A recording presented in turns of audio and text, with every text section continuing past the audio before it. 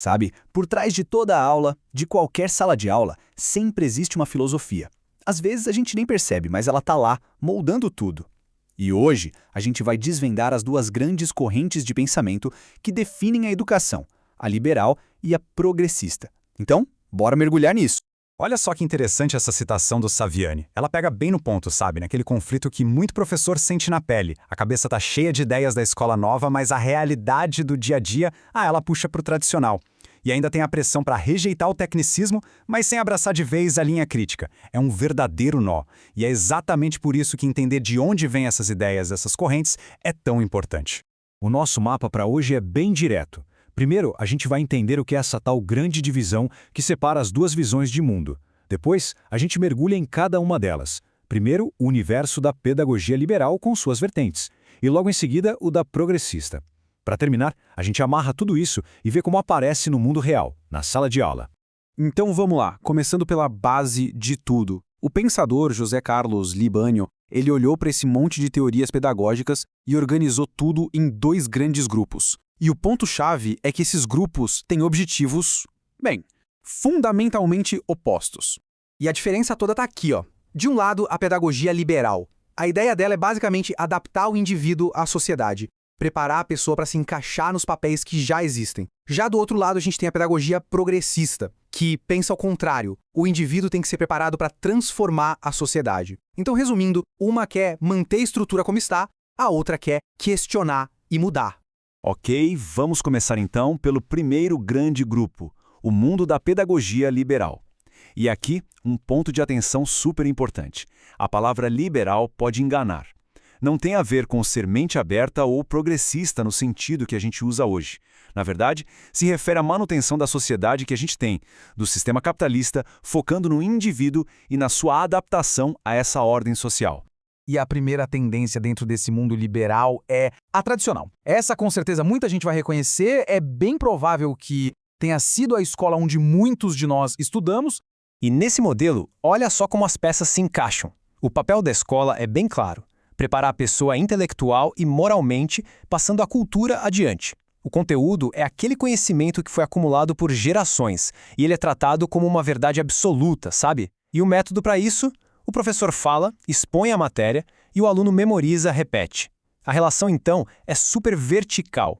O professor é a autoridade máxima e o aluno é um receptor passivo. O conteúdo fica lá, distante da realidade de quem está aprendendo.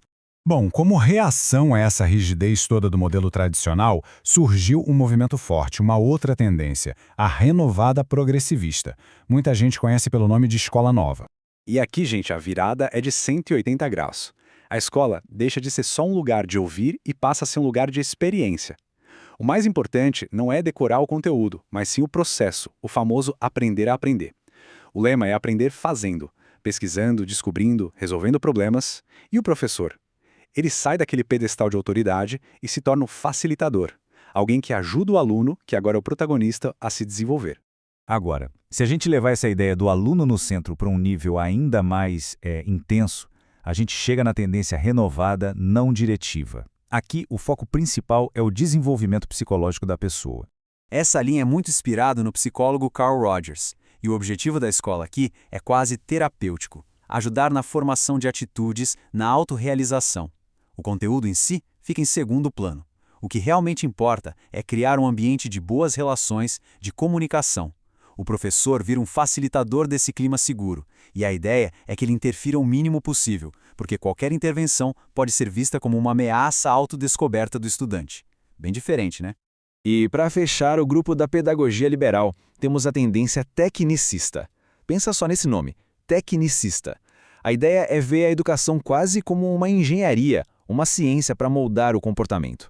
Esse modelo aqui é totalmente focado em eficiência. O papel da escola é muito prático. Preparar recursos humanos para o mercado de trabalho, para o sistema de produção. Então, o conteúdo tem que ser objetivo, algo que dê para observar e medir. O método se apoia muito em tecnologia instrucional, em programar o ensino passo a passo, com reforços positivos, bem planejado. E a relação entre professor e aluno acaba sendo bem técnica, quase impessoal. O professor aplica o método, administra o sistema e o aluno responde àquilo que foi programado. Muito bem. Agora a gente atravessa a ponte e vai para o outro lado, o mundo da pedagogia progressista. Como o próprio nome já diz, a ideia aqui não é manter, é progredir, é mudar. Ela nasce como uma crítica direta à visão liberal e tem um objetivo muito claro, a transformação social. E a primeira vertente aqui é talvez a mais famosa do Brasil para o mundo, a tendência libertadora, que está totalmente ligada à obra do grande Paulo Freire. Aqui, a palavra-chave é conscientização. A educação não é aquela educação bancária, como dizia o Freire, em que o professor deposita o conhecimento na cabeça do aluno. Não, a ideia é usar a educação para analisar a própria realidade de forma crítica e, a partir daí, transformá-la. Por isso, o conteúdo não vem pronto de um livro, ele surge da vida dos estudantes, dos temas geradores. O método principal é o diálogo, a conversa, e a relação é totalmente horizontal. Não tem quem sabe mais ou menos, todo mundo é educador e educando ao mesmo tempo. Seguindo em frente no campo progressista, a gente encontra a tendência libertária. O foco dela é total na autogestão e numa postura contra qualquer tipo de autoritarismo. O grande lance da tendência libertária é promover uma transformação nas pessoas através da vivência em grupo. A ideia é resistir à burocracia, ao poder centralizado. E como se faz isso na prática? Com autogestão. São os grupos, as assembleias, os conselhos que decidem. O conteúdo a ser estudado nasce do interesse do próprio grupo e as matérias podem ser até opcionais. O professor aqui não é diretivo, ele é mais um conselheiro, alguém que participa junto com todo mundo, de igual para igual. E por último, mas super importante, temos a tendência chamada crítico social dos conteúdos. O nome já dá uma boa pista, né? Ela tenta fazer uma síntese, uma ponte entre a valorização do conhecimento, do conteúdo e a análise crítica da realidade social. Essa abordagem é muito interessante porque ela não joga o conteúdo fora. Pelo contrário, ela valoriza a cultura universal, o conhecimento que a humanidade produziu. Só que tem uma condição. Esse saber precisa dialogar com a realidade social dos alunos, precisa fazer sentido para eles. O método é justamente esse confronto, essa conversa entre o saber do aluno, da sua vivência e o conhecimento formal. E nisso, o papel do professor é essencial. Ele é o mediador insubstituível desse processo. E o aluno, claro, é um participante ativo que ajuda a construir esse conhecimento crítico.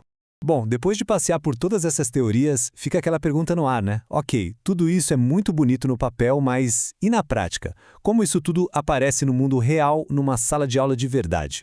Pois é, e a realidade é que as coisas são bem mais misturadas.